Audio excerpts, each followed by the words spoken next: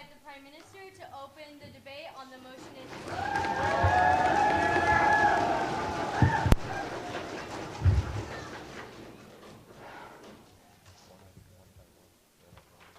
Right, ladies and gentlemen, welcome to the grand finals. When you live in a society, you have a certain kind of expectation that you have to fulfill. And when you live in a society, you have a certain kind of expectation that you have toward a government. Even when prisoners go to a prison, ladies and gentlemen, we have a principle to protect these individuals' fundamental right, and we say the voting is one of them. As we further prove to you within today's debate, we'd like to explain to you how this voting enables the individuals to have a certain fundamental right within a democratic society, and hence enhances the democratic procedure that we have within our society. Let's move on to the definition. First of all, the House will be a democratic society, as you all have been expecting. An election and voting will be defined as a national election, whether it's periodic or called for action like free lunch policies. We will have form of elections that the government currently holds, and prisoners will be there. Every single prisoners, regardless of the circumstances that are currently involved in, they will be having granted a right to vote. Right, let's move on to the stance of the government side. We think currently the fundamental right that individuals have within our society has not been kept within the context of the prison, ladies and gentlemen. Although the prison itself is trying its best to provide the right itself, but there's a legalism of a certain kind of right which is very important and crucial under the social contract that we have within this debate. Now, directly moving on to the first argumentation. The fundamental right. What is the fundamental right, ladies and gentlemen? In a democratic society, we basically understand that individuals have right to their property, right for their self-recognition. At the same time, ladies and gentlemen, as long as you don't violate other people's right, it will be standing. Of course, the opposition will come out and somehow say, well, this voting by the criminals will somehow make harm to our society, but our second speaker will wonderfully rebut to every single case. Moving back to our cases. Basically, ladies and gentlemen, society is created by a social contract. And this social contract enables an individual to cast a vote on a certain kind of belief. And this kind of voting and understanding of a social contract creates a fundamental right. So basically, the basis of the fundamental right that you currently enjoy at this moment is created by the voting and the governmental system that we have under a democratic system. And seeing that the fundamental root of the system and the fundamental right is casted by the voting itself, we think it is important that individuals cast certain kind of right within the context of a democratic society, regardless of the condition that you are having. Basically, ladies and gentlemen, they have a right to call for a lawyer. They still have a right for property. And it is important that we also recognize the importance of the voting to this kind of individual. No, thank you. Moving on to the second point within this fundamental right argumentation. We think recognizing the fundamental right, recognizing voting as a fundamental right is crucial within this debate, because this recognition will change the context of the individuals, prisoners, when they are in a prison, which will further elaborate. So currently, no matter what kind of circumstances you are involved in, you are free and you are allowed to cast a vote unless you are under a certain kind of ages, because you have to fulfill a certain kind of mandatory system. And since we recognize that most of the prisoners have already finished this kind of recognition, and regardless of whether they're stupid, criminals, and bastards, we still think they have a full opportunity and obligation, because this is the fundamental right that individual has within our society. Closing.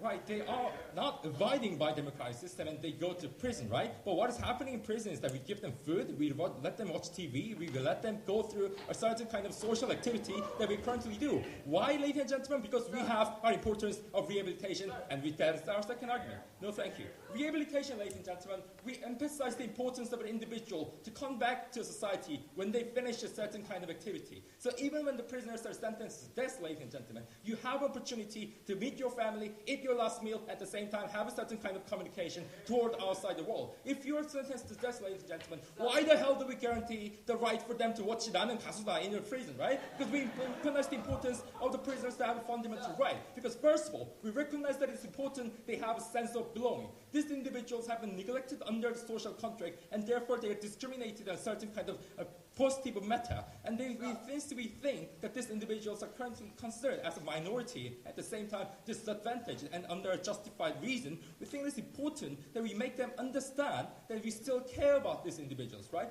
That is why we have a form of rehabilitation. And let's see and go over the rehabilitation that we currently have within prison. First of all, we enable a certain kind of mental rehabilitation. We work our best to change the mentality of these people so that they can have a certain kind of positive contribution to our society. How this takes place, we provide a religious education, you provide mental education to make them change their belief, and so that they don't commit additional crime when they go back to society, right? So this kind of mentality is important when it comes to rehabilitation. And we'll further explain to you why this voting is also important under the same country. Let's move on to the second kind of form of rehabilitation that we have, the social rehabilitation. What we do within society and what we do in prison is very simple. We allow them to have communication with their family, right? We allow them to watch TV, right? We allow them to read certain kind of books. At the same time, you formulate an atmosphere where individuals can only watch certain kind of televisions. You're not allowed to watch porn within prison. Why? Because we think it's important that they are informed with certain kind of activity. Because we think it is important they receive certain kind of information so that their mentality changes, so that it is going to be easier for them to adapt back to society. Then why is it important that they have a voting right?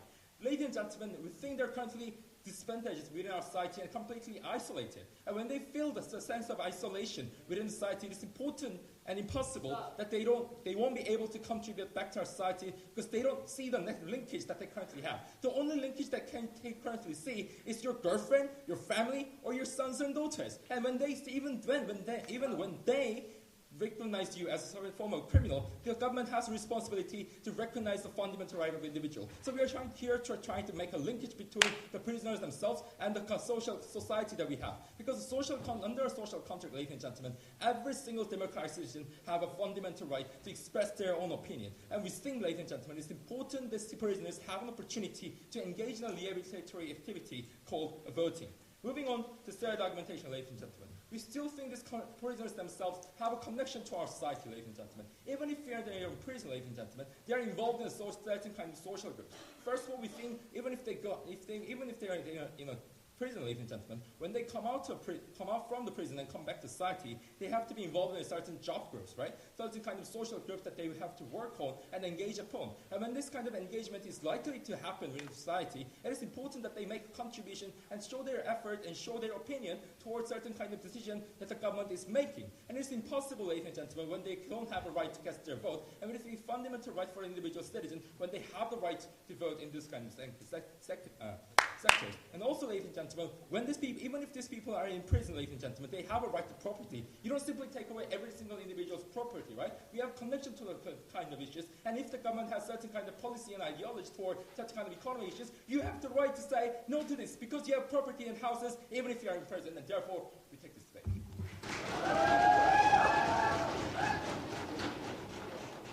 The speaker has spoken for 7 minutes and 20 seconds.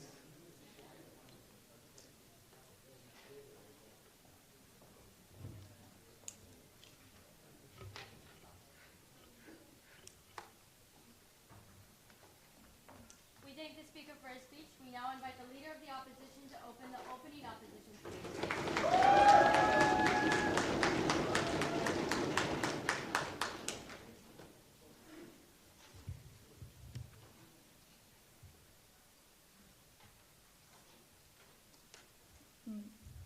May I begin? Ladies and gentlemen, we are not just generally talking about the fundamental right as a human being. We are talking about the right of once the rights of the prisoner influence the social system, influence the society through of advocating any sort of policy or the politician idea, and that affect the social citizens in our society. We think that is unjustifiable. In this perspective, first I'm going to talk about why the rights of the influencing society cannot be given to the prisoners. And secondly, I'm going to more further elaborate what is the actual problem of doing it. Before I move on to my argument, I'm going to rebut the cases of the Prime Minister. First, he failed to give you the analysis about the fundamental right and right as a citizen. We think that actually he's talked about that it's actually fundamental right that every individual in our society can actually have. Yes, because every individual is a citizen who is living in the system, who is actually following the rule, we think that, and they are actually fulfilling their duty as a citizen. That's why we guarantee that citizens' right as a fundamental. But I think that because they actually exempted, and because they violated from the first place, they will be exempted, they will be analyzed in my first argument. So this debate is not about whether the individual have a certain belief or whether the prisoner can actually rebuild a positive influence or not, but influence itself, whether it's actually positive or negative. That should be limited, and that will be my discussion. But secondly, he talked about that can actually bring the positive conditions of the prison field.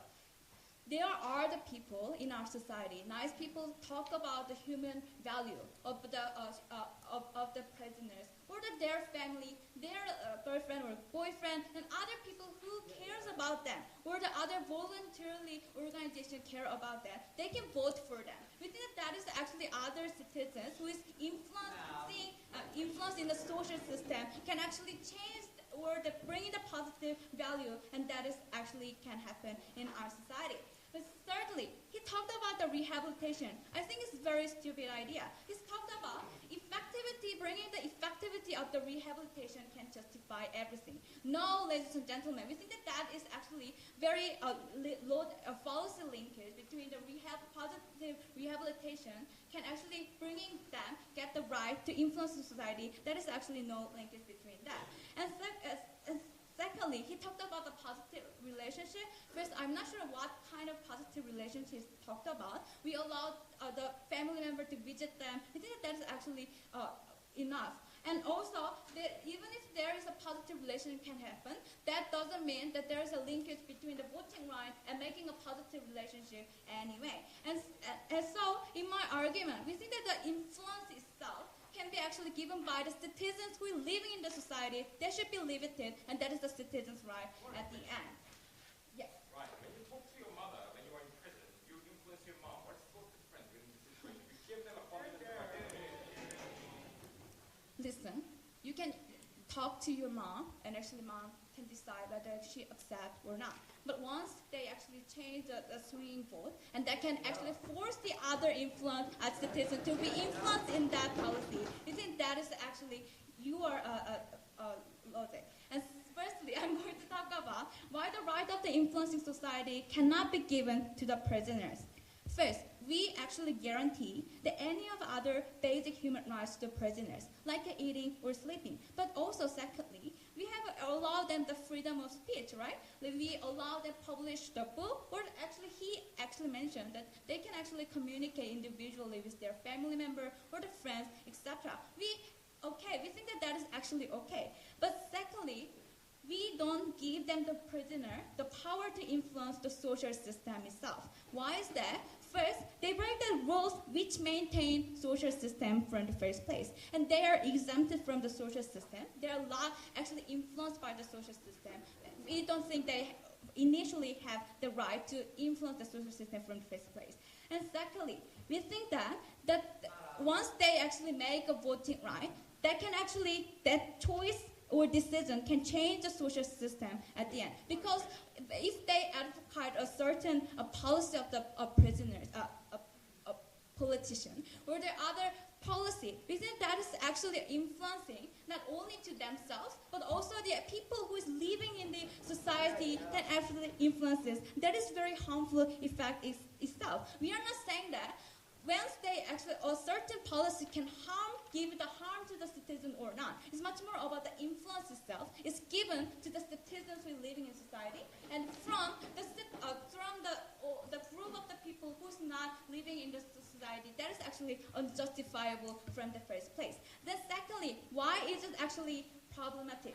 Because it's very unfair. Why? First, we think that they are actually having a very limited influence from the society, unlike the other citizens currently living in there. Like, as an individual, we can actually weigh the value or the harms and benefits by interacting together under the system of the society. And also, they actually can know the other information or the other more education or the other duty fulfilling. That kind of actual process actually can happen in the real society. But how about the prisoners? They actually living in a prison time. We think that there's actually very limited social influence. And if they, based on that limited influence, they choose and make a decision, we think that is unfair from the first place. But secondly, what is the specific conditioner of prison time? We think that there is a hierarchy system actually exists among the prisoners, maybe based on the physical power, or maybe based on the years of the span of their prison times, etc. So once the very powerful prisoner start to influence other prisoners who is lower hierarchy system, we think that can actually manipulate or to gather the one vote, and that can actually making them to behave together at the end. So and lastly, what is actually harm? Once they gather the vote and start to make a decision, they can actually swing the vote and swing the changes of the voting. We think that Bush, and after the 9/11, he barely win the election by 50%. We think that in the current days, the politics actually, their policy actually can be influenced in a very small margin of the voting right. We think that once the prisoners start to gather together and influence the society, we think that is very bad. And that can actually deter them to have a further social interaction. Once the other citizens have a very frustration of the prisoner after it, we think that is actually unfair, and that is actually deter them have the more further social election, even if they get out from the prison. And I'm very proud to oppose.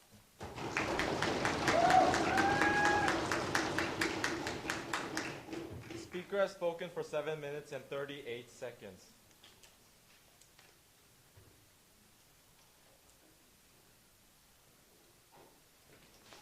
We thank the lady for her speech. Next, we invite the Deputy Prime Minister to continue the opening government speech.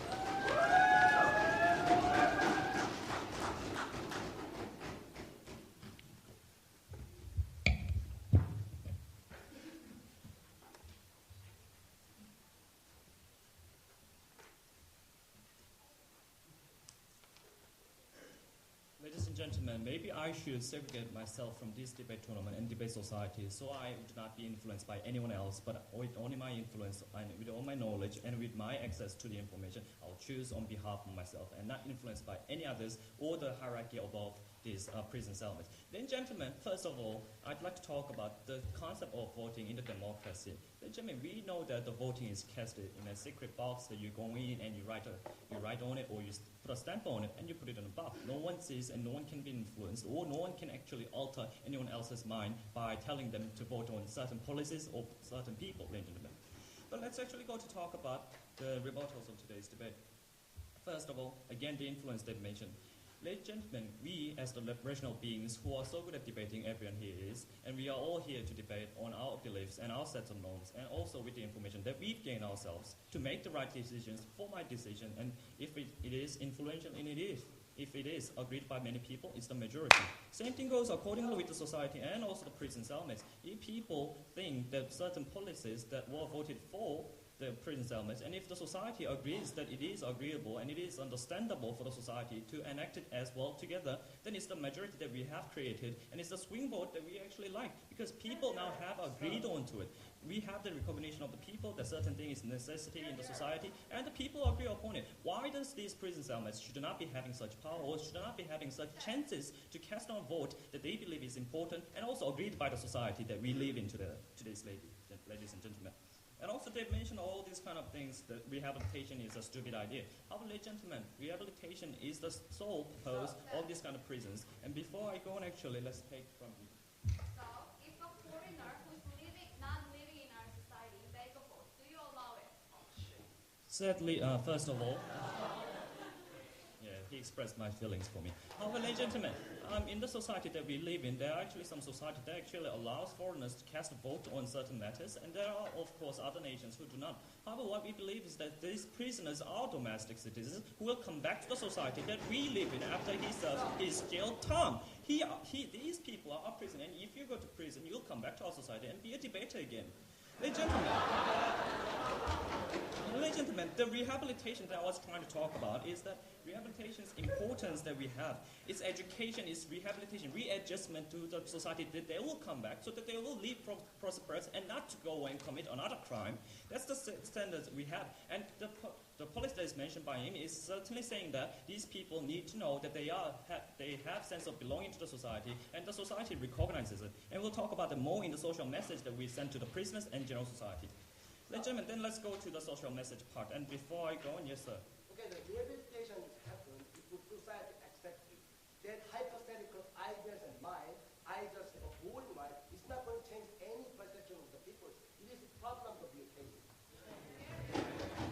Not here, but ladies and gentlemen, let me talk about it. People agree, and people are the people who have to accept these prisoners. And if these prisoners really want to be accepted back to the society, that they do need to know how to act in a society in the accordingly manner of the social norms and social beliefs within the legal boundaries, and so that they will be accepted back more easily. That's the point of prison that we have to mention, keep mentioning again and again, and to make them understand, ladies and gentlemen. But let's go to the social message. Social message from the government to recognize the fundamental rights, the basic rights, and that is most important in a democratic society, ladies and gentlemen.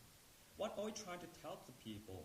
That it is necessary for everyone to cast a vote, because everyone is influenced differently, everyone is informed differently, and everyone has different values and ideas. In order of having a vote in a democratic society, since democratic society is a society that is trying to cohesively make cohesive and also make everyone happy at the maximum point, so that everyone live together happily and happily ever after.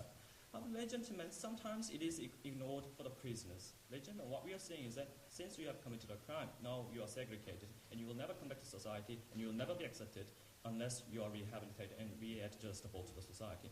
But again, as mentioned by Patrick, our proud Prime Minister, the democratic values also teach these people how to enact back to the society and come back to society. The need of people to cast a vote on the same manner is very important, since prisoners themselves have different ideas, and they are a part of our society, that they have life in our society when they come out. Democracy needs the maximum number of voices to develop further and ripen as a social manner, and that is carried out by making everyone to participate actively in our society, in our democratic society, so that we reflect the most idea possible that is agreed by people who have done so. So the message is told. And how does this policy actually help? To society, we are telling the people, we are making people recognize the fact that no matter what your status is, you are still a member of our society, that with given rights or fundamental rights, that you can actually make changes according to your norms and to your beliefs, that you can cast a vote. And even prisoners are secured with these votes, because we are in the democratic government, and we are so loving you, so you should be a part of us as well. The importance of prisoners' recognition is not just that these prisoners will be voted and the general society will be aware of the fact that, oh, the voting is so important, maybe I should go vote today, not go fishing. So the same logics go in the sense. And these prisoners are now recognized, and they feel more sense of belonging to the society, and they are still a part of a society. Ladies and gentlemen, so in these social messages and the helps of that, not only is it the social recognition that we are talking about, but also the fact that there are other rights that are enjoyed by the government, enjoyed by the prisoners within the prison cells. So why should there be a difference? And they've never proven to us what harms will be caused, other than, someone will be influenced by this big guy in a prison cell, and he may be, no, I should not talk about that, and he may be harmed in such ways he would not like. But these, ladies and gentlemen, these points are clearly protected with our already democratic voting system, and also with the society that we believe that everyone should be cohesively living together, in a sense that we are all together and we are trying to make the society better. Government sends you clearly, let me tell you again, government clearly sends you messages that you are part of our society, you are guaranteed with your protection and rights, fundamental rights most importantly, and that we are accepting you back, and we are giving you the chance to be accepted back into society, so that you will act as a member of society, actively engage in what we are interested in and what you are interested in, to seek your benefit and to save yourself from the dangerous situation that you may be in. Ladies and gentlemen, we are trying to be the responsible and proud government who are trying to protect every single one of you in this room and everyone in the Changwon Gyodos or wherever. Ladies and gentlemen, so I'm proud to propose this motion.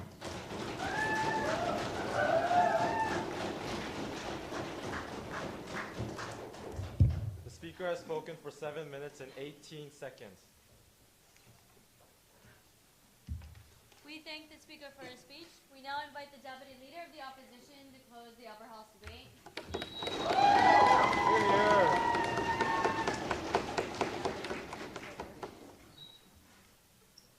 Here. Ladies and gentlemen, this is not debate about this is a fundamental human right, okay? Because if you guys just throw the examples and this is human right, I don't think you never provide any explanations why this is fundamental human right? This is all the trick every debater is doing. If you are the bad debater, you just shift the burden to us.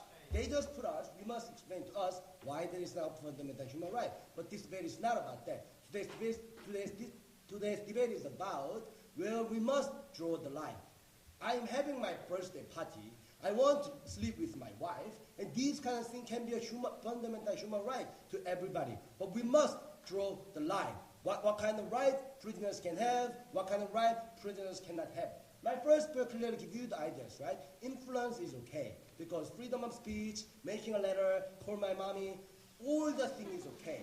But if your action makes some systems, and the system forces you to change your ideas and action, like the policy, picking up politicians, we don't say that is right. We want to draw the line in there. These guys never draw the line, right? If these guys right, if we concern something is fundamental human right, like I said, to me debating is fundamental human right, then I must debate in the prisons. But that is not debate we want to pursue. Totally different ideas. And their second speaker doesn't have any argument coming from some first speaker, rehabilitation, right? I'm going to rebut everything, rehabilitation. With that, I have one argument. Firstly, I want to talk about why there are other alternatives represent prisoners, right? Because this is concern coming from opening government. And before we go to my first argument, couple of rebuttals, right? These guys' line of argument is rehabilitation. Okay, everybody likes rehabilitation. No, that's true, right? But the thing is, they never provide us any link. The only link they provide us is messages, right? You don't have to have that concept.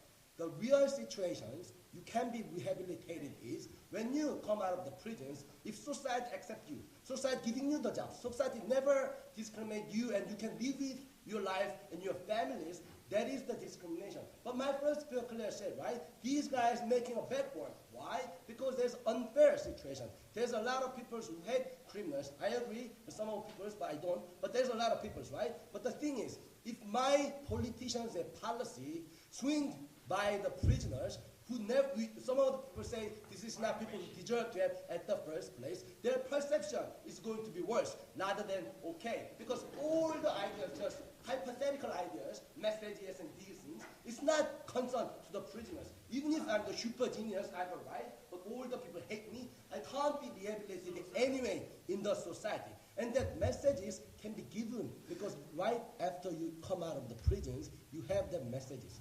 Then you can vote. That is the problem. And these guys said unfairness is not bad. Because what these guys say is voting box is hidden by other peoples. But the problem is prison is limited places, right? So even if I don't want to hear anything other people's and it's a big and powerful guy wants to torture me by advertise one specific politicians, I can escape from that society, right? That's the problem, and that creates more problem inside of society. Prisons. Any PI? Yeah. Basically, people live in society with punishment, right? Like, you like to break in your leg. They even then have a right to go and vote when they're even a criminal to live in society. Yes. When you come out of the prisons, this is different, right? Then they influence every factors which is in the society. Educations, marketplaces, everything. But my first speaker clearly explained to you, right? If I'm in the prisons, the only affect me is the prison terms and prison system. Then this is really unfair because other peoples who get 100% influence by the society and politicians and politics, my right and fate and future must be changed just because there's a tons of people who is living in the prisons. I don't think this is fair system because look at you, right? You guys never violate the system. You guys never do something wrong in the society. Then your fate, your future, and your wills and everything must be decided by the prisoners. I don't think this is fair system you can pursue in today's debate, rather than messages, right? And moving on to my first argument. Why there's an alternative? Because these guys worried about prisoners is going to be bad, and nobody represent them. That's not true, Madam Speaker. There is three factors you can represent a prisoner. First, family and friends. They will vote, right? If I'm in the prison, I probably think you guys vote for me, right? Prison sucks, then change the prison. These kind of ideas can be there, right? That is representation. Second, other people's right. People is generally nice. If your president said, and if your government said, prisoners is bad, prisoners must be died, that is why I don't care about environmental inside of prison.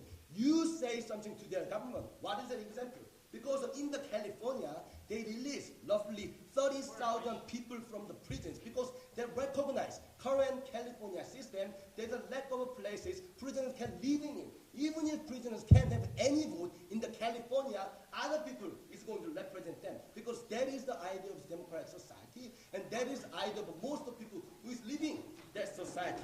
I really want closing government respond everything is not responded by the government, right? No. Then there is such a thing called constitution. Every prisoners have a human right. If you violate the human right, constitution says you can't do that. These kind of things represent enoughly and adequately. So prisoners doesn't have to have any voting right. Even if there isn't, there is a people and things and systems can represent themselves other than giving other unfair system and go backward your nice ideas about rehabilitation. I think that is bad idea. Your concept and ideas and non-existent things cannot help rehabilitation. So closing up, I think we must respond to these ideas, right? This is really perfect. Okay, Madam Speaker, what have I told you today? This is not even about fundamental human right. If these guys want to say fundamental human right, at least these guys give you the explanations, right? Why voting is the fundamental human right. But what these guys trying to do in today's debate, just throw the examples, because this is saying there's fundamental human right. But like I said, my birthday party, my sleep with my wife, debating can be a fundamental human right. That is why you must draw the line. Influence and change the system. System forces you to do something. That is the line we want to draw in today's debate. And these guys never making any rehabilitation. And there's a lot of factors can represent instead of giving right to vote to the prisoners. For those reasons, I'm very proud to post this issue.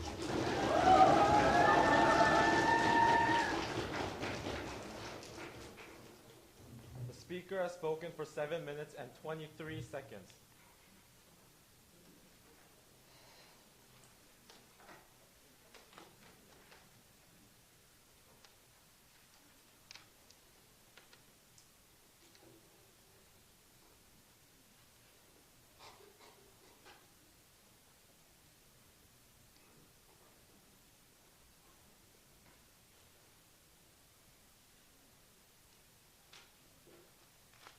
We thank the speaker for his speech. Next, we invite the member of government to open the lower house debate.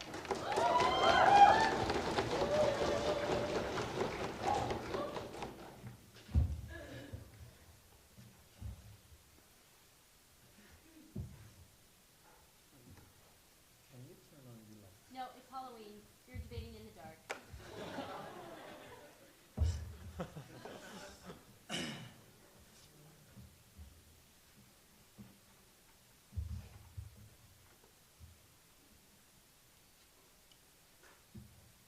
Give me a moment.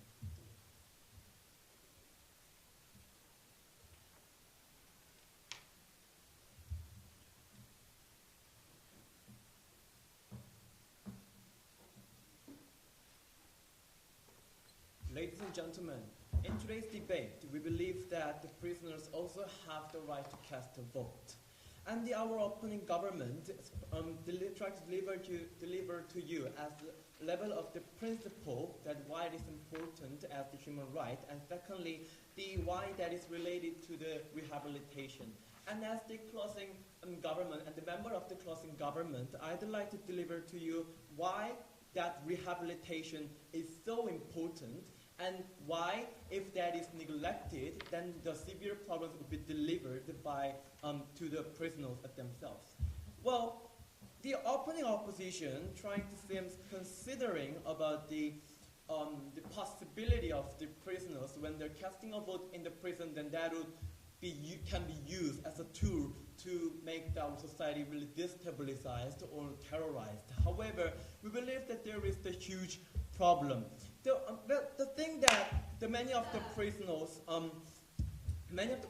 have the hatred on the society. They want to change some society. They have some hatred and disappointment. and because of that, but they don't know exact way to so deal with it, and then whether they find an illegal way on commit a crime. And so because of that, that is the majority of the motivation, many things happen. So we think that whether we should giving them the opportunity to casting a vote to changing the world.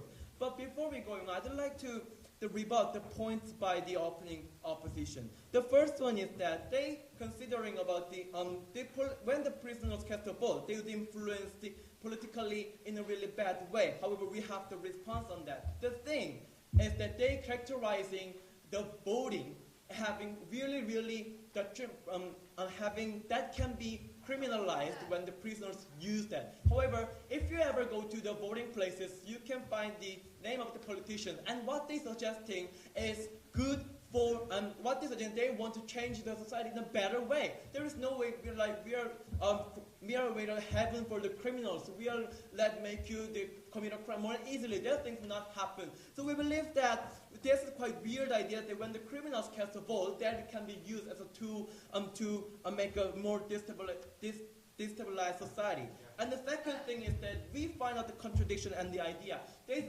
suggest that because they've been influencing society in a bad way, so they cannot influence in the voting place. However, and then Nam Cho-young said, however, also they can be represented by their peoples unknowingly, like families or friends. We believe that okay, so then why their ideas and opinion can be represented by the other family or the friends is okay, but why it is not okay by the prisoners voting themselves? We think that is quite weird idea and a huge contradiction made by the opening opposition. And the second thing is that they considering about the Constitution. The Constitution would be terrorized or destabilized because of the prisoner casting a vote. The thing we want to talk about, Constitution is not that flexible, just having a vote, but that requires more than 70% of the people participate, and considering the fact that the prisoners are having a small number in our society, we believe that kind of the worry is too much. So based on that, we'd like to moving on to our argument.